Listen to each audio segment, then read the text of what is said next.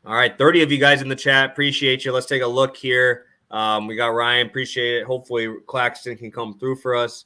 Bobby Boucher throwing us out a spot that's kind of interesting. I mean, I bet on worse with worse odds than that. I like the plus money. Obviously, the 2 blocks. I think the rebounds are locked up there for sure. I definitely think we can get it there. And then obviously 15 points. I think you're going to get a better line too with him missing in the game prior against the Knicks too. So I think it's a great look for sure. Another good way of playing it there from Sam. Let's go over here. We got Eddie dropping his knowledge here. Let's just go over the first one and we'll talk about the second one after the next round here. So we'll just do the Barnes and CP3 spot. Either one of those kind of intrigue you at all or not really? Well, that's Harrison Barnes, right? Yeah. I mean, at 16 and a half, Keegan Murray's been doing me a lot of justice. It's not a show play, but his 2 threes is around minus 300. So I was really looking for a same game parlay piece to mix up with the 2 threes. I would just say Barnes, he's been playing real well. There's no doubt about it. Just trusting him at that kind of number is something that I just don't do. I mean, like, I understand why you would. So I would say I like the CP3 look a lot more. I think they're going to really focus in on him. They're known to kind of focus in on those primary ball handlers. And I think the only path for CP3 to have a really good scoring performance is him to just get going from the 3-point line. And that really doesn't happen too often. So I like the assist look right there. Love it. All right, Eddie, give us 1 minute. I'll be talking about one of those here in a second. So, Scotty Barnes. Okay, well, Scotty Barnes is a little bit. Yeah, well, interesting. I mean, I obviously went to Trent. My problem is Scotty Barnes, when you look at a lot of the shot selection and you break down his ability, he's been an awful shooter this season. I mean, outside of that, protected area, outside of the paint, he's been really, really bad. The jump shot has just not been falling. So the volume will be an uptick, right? There's clearly a path to volume right there. And I wonder who gets the Bridges on the other side. That'll be interesting. But I don't know. Scotty Barnes scares me a little. I don't like betting on guys that can't shoot to score a lot of points. It's the end of the day, the thing that scares me the most. Ryan bringing up Scotty is spicy. He's up and down. I like that. I have not heard that reference, so I like that. I will not bet Scotty Barnes. The only thing I'll ever bet is rebounds, assists. I'll never touch his points. Too many high volume shooters on that team for me to trust that he's even going to get shots, even with a guy out, So really do like this. But I like CP3 quite a bit. Obviously, he's been pretty good. All right, Stu, break us down a guy on your team. So I expect this one to be about a 5 to 15 minute breakdown here. I'm going to pop off here for a second, but I expect a very long one, a long-winded one on our. Okay, we can do that. Denny Advia over 5.5 rebounds, minus 125. This is one of those spots that, to be completely honest, I didn't even think this was going to be up for the show, right? I mean, this is one of those that I've been trying to play these last couple of days, and it's one that they haven't really released until 10 or so minutes before the game starts, which is always one of those things that's a little bit tougher. But now that we have it up, I absolutely love this spot over 5.5 rebounds, minus 125. I probably would have made this number at least 6.5 right here. And when we look at how he's done so far without Rui Hachimura, someone we talked about a little bit earlier, he's been playing really well. The points have been a surprising, addition to his game. But what's been great is the rebounds. You see 9, 10, and 10 rebounds in 3 games without Rui. And when they asked GM Tommy Shepard, why you made this trade, it was kind of like 2 parts. It was 1, Rui wanted a role that really wasn't available on this team. And 2, we have a lot of young guys that have the ability to step up and play those minutes. And Denny was a huge part of that, right? They wanted to see what Denny could do in a 30 minutes per game kind of role. And when we've seen it over the last 3 games, it's clear he's playing with more confidence. The shot looks better. He's getting out in transition. He's had a couple multiple steal games. All of those other factors are kind of enabling him to have these 9, 10, 11 rebound performance games because he's keeping himself on the court. The biggest thing is he can rebound. We know he can. He's a very agile player. We know he's a great defender, but he has to actually be able to shoot enough and provide enough to keep himself on the court. And that hasn't been a problem recently. I think this stacks up to be a very close matchup. What's the total? Was it 241 last time I saw? It might have even gone up a little bit more. The books are clearly expecting a high-paced game, plenty of extra possessions. We know, I mean, the Spurs team is kind of sad at this point, right? It's one of those teams that just they're missing their young guys, and it's a team full of young guys. So we're seeing like rookies, all these different people put into these rougher spots. And I think Denny's one of those guys that even if the score gets a little out there, he's still going to be playing minutes. He's still a young guy. They're trying to develop him. This number's just wrong. He's a great rebounder. He'll have opportunities. I know Porzingis should be back for this game. Daniel Gafford also missed shoot-around, though, right before he got an illness. And whenever I've seen a midday illness, I give the guy probably 20% chance to play. So even if Gafford does play, I like this, but I really don't think Gafford plays, then I bet this number pops up even more to 6.5. So absolutely love Denny. He's been killing this prop for me, and I'm going right back here. Yeah, no, I've been backing Denny a lot, mostly DFS version Denny, obviously, because I've been playing a little bit more there. But yeah, he's great, dude. He just fills up the stat sheet. Doesn't really matter what category. Just like, oh, he's got six rebounds, 5 assists. I'm like, what the hell, dude? Like, he's coming out of nowhere and just filling up that stat sheet, which is what we love to see, obviously, and obviously backing a spot like this. Where did you find that one, just for Terrence's thought? Yeah, it was on DraftKings and MGM. I bet on MGM earlier, but it was on both of them. I'm not sure why it would not be up right now. I don't know if we've missed any news since we've been live or anything is around that. I'm not 100% sure. Maybe Gafford's pulling it off. I don't know. I guess. That's a little bit weird. I'll keep you updated on that, though. I'll look into it and see what's going on there. But if there's no news or anything like that, then there's nothing that would lead to me believe that it wouldn't be reposted within the next, however long, 30 minutes, 20 minutes, something like that. But I'll monitor that. Beautiful. And I'll be heading to the other pretty high total spot tonight. I'm going to De'Aaron Fox. I'm going to be heading to De'Aaron Fox over 31.5 points plus assists. And I've been on this prop earlier in the season. I've been kind of nervous just because Sabonis has just been dominating those assist chances and potential assists and stuff like that. And if we go for the full season, right, Sabonis, I think, has like a full assist or full potential assist lead on him. And Fox was sitting at like 12 versus Sabonis like 13.5. But over these last 5 games, I really liked what I've been seeing from Fox. Over 14 potential assists in his last 5 games. He's actually higher than Sabonis now by a full 2 assists. So I think that they're kind of starting to recognize how they're going to keep moving this offense, especially now that teams are kind of making an adjustment on Sabonis and trying to obviously make sure that he's not putting up those triple-double type numbers here. And we haven't seen him get them in a couple games, especially since Fox has kind of been popping off here. And obviously I love the spot against Minnesota. He had 29-6 in their first game, which was their last matchup. But what I really liked from that game was he got 29 points against the Timberwolves. It only made 1 3. He attempted 7 threes. You know what I love to do against this Timberwolves team? I love to back 3-point shooters. And he scored 29 points and only made 1 3. Obviously, that is kind of concerning that he only made 1. But that means regression is going to be coming because those were open shots. Minnesota cannot guard the 3-ball at all. If they do decide to kick down and double Sabonis, kick out shots to obviously Keegan Murray. De'Aaron Fox is obviously very well equipped to hit threes as well. And he's still attempting over 4 per game here over the last month. I just can't get away from this spot with this pace, with this total, and a guy in Fox that gets enough minutes without Sabonis on the floor to be that dominant guy. Over the past month, we're seeing 24.7 points and 6.5 assists per game. Obviously, I expect that to go up here in a fast-paced game. Not the late game hammer, else I probably would have maxed it, but do really like the spot in terms of just the pace and the recent uptick in assist numbers for De'Aaron here. Yeah, no, I love this spot. And it's also one of those situations, too. I know Gobert is questionable for tonight if he doesn't play. I mean, he showed one that he can score on him if they do play, right?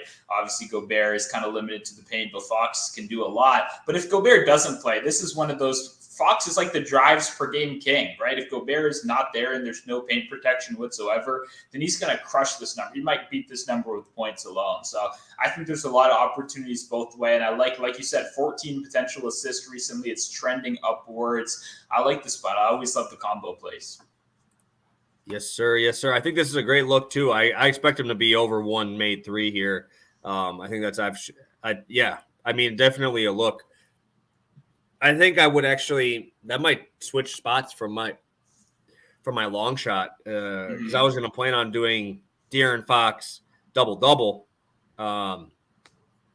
I might just do that 3 threes against a team that I love to back the shots or the 3-point shots against. So I think Terrence has found my long shot now. I think I'm going to switch it up from my original spot here because obviously I expect him to be chucking. 7 3-point attempts was the most I've seen him have in a while. I think it might be the tie for the most this month, and obviously only making 1. But that's kind of what Minnesota does when they do have Rudy Gobert out there. 100%. Yeah, if Gobert plays, then it makes the long shot even better because we know there's going to be more outside opportunities. Gobert's not chasing anyone down. They're giving up those little pops. So I like that. Whoa, this is weird. I don't even know who this is anymore. I'm used to seeing the edits guy. I don't know who this is no more. But we got Jay in here talking about it. Yeah, I mean, Fox should be able to do literally whatever he wants in this matchup. I honestly kind of hope that Gobert plays for him to kind of get those shots and obviously kind of mess with the Sabonis a little bit to kind of show that this is the easiest route to score points on this team is with a guy like De'Aaron Fox, who literally there's nobody on that team who's even close to him, obviously, defensively. So love that he is the clutch shooter. I love that he has the ball in his hands most of the time at the end of the game, too. So obviously that always helps. If we're getting closer down to the wire and we're close on this number, definitely a look for sure. But that is our 4. That is our 4 plays. We're cooking through today. 27 of you guys in here. Appreciate you guys tuning in for this little special edition, different time today, this afternoon. Let's do our recap and we'll go to the long shot. I guess I already gave mine out, but we'll still talk about it a little bit here. Sounds good. I started out with Gary Trent Jr. over 18.5 points right here. And I played it for half unit, but I do think I'll probably be playing. I think if I can get good odds on like 16 points and a steal, then I'll probably be playing that for another half unit. Just he's been so consistent in that steal market. I mean, anyone that watches the Raptors know all of their guys are, but Trent has been insane. So I'll probably be trying to look for a same game parlay to get a little bit more exposure there as well. And then I'm going Denny Avdija over 5.5 rebounds, minus 125. What's on MGM? I'm not sure why it would be taken down, but I'll be, monitoring that, and I'll make a post on Twitter when it comes back up and with my feedback and stuff. But like I said, there's been no news that would lead me to believe the line would change at all. Beautiful. And I'll be on Nick Claxton over 27.5 points plus rebounds, minus 115, and Fox points plus assists, minus 115 as well. Both on DraftKings today. That is where we're going. Stu, I don't have your long shot. What are you coming with? All right. I'm going with, we're actually staying in that Raptors game for a little bit earlier. I like Cam Johnson in this game to score 20 points. You can get that at plus 230. So that's a little bit lame. So I did a little bit on that. And then to get a real creative, I went to 25 points at plus 800 and put another couple of dollars on it. And I mean, it's one of those situations where it's what I've looked to exploit Toronto on all season long, which is that outside shooting. They funnel guy. Okay, well, let's give me 20 at the plus 230. I don't want to shoot. This is the smaller one. Okay, I put a little slash, 20 plus. I don't want the people going absolutely crazy in this one. We got to split up our exposure a little bit. But it's just one of those situations where the Raptors kind of have a clear mold. Yeah, there you go. On the kind of shots they give up. It's those outside shots. And when we look currently at this Suns roster, who's doing the scoring? There's not too many options, especially with, I think, Aiden going to be getting a lot of double teams in the paint. They tend to really do that when they see these big guys that they know they can't guard. I think there's going to be plenty of open shots. I originally looked at the threes. The odds are really bad, though. The odds are very bad. And Cam Johnson has a pretty well-developed mid-range game as well. He's a pretty good scorer all around. So I'm going to the points and splitting it up 20 and 25 right here and hoping he has a good game. Love it, love it, love it. And I'll be I kind of already talked about it there, but let me post it up there because I have to switch it now because we found a better spot, right? So 3, dude, this is hard to type. It's De'Aaron Fox, 3 threes plus 300. So like that is literally just messing with my keyboard here. So I want to make sure I check the exact number. I think 360 is the top number I'm seeing or out on some of my books here. But what I really like is just the pure volume and what Minnesota wants you to do, right? And I really hope Gobert plays so we can see this number hopefully go a little bit lower. I think this should not be this high at all, especially shooting 1 for 7 from deep. That's the most attempts that he's gotten all month from the deep 3-point line. He's only been shooting 4 per game, but Minnesota lets you do that, right? Minnesota wants you to get there, especially on those pick and pops. If Rudy Gobert is obviously going to be sitting down there because he doesn't want Sabonis to be going there, goes underneath the screen, obviously allows Fox to get off any of those threes there. I think in this matchup, you could take pretty much any one of those shooters, right? If you want to go Herter, if you want to go Keegan Murray, there's a lot of different options here, especially with how Minnesota plays defense and how fast this game's going to be. So do like Fox assists. I really like the double-double. I looked at that as an option as well, which is like plus 325. But I think the volume here is just the way to go, and I think we're going to see some shots go up here. I do not expect him to go 1 for 7 again. Yeah, no, I agree with you. And I like this little combo too. It's one of those that I feel like this isn't crazy at all. I feel like it's very doable for the odds right there. So you want me to go there we go. We got the screenshot ready to go already. It's all right. It's already ready to roll here. So a little bit of a quicker show, obviously only an 8-gamer, but won't be upset that we have more than 5 games on NBA slate because there are a lot of days where we're rolling 3 games and it's just tough. So no complaints on my end. Stu, what do you got for the people? We're going to be out of here a little bit quicker than usual, but I know you're busy. Obviously, I'm going to have to make a play of the day video now for some college hoops. So a lot of stuff around tonight. What do you got for the people here? Yeah, just make sure to be following over on Twitter. Like we said at the beginning of the show, obviously there is a lot that can happen with the injury reports. Everything is constantly changing. So both of us will have tons of stuff over on Twitter for the rest of the game. So yeah, it's basketball season now, really. Football, I would say, is officially over, right? We have the Super Bowl. We have something to look forward to. But in terms of, grind season, there's not really much to grind for football. We're all locked in on the NBA and now coming the MLB season as well. So a lot of stuff to look forward to. I'm excited to be still, coming here 3 times a week. And hopefully we just grind out some great NBA content. I'm looking forward to it, man.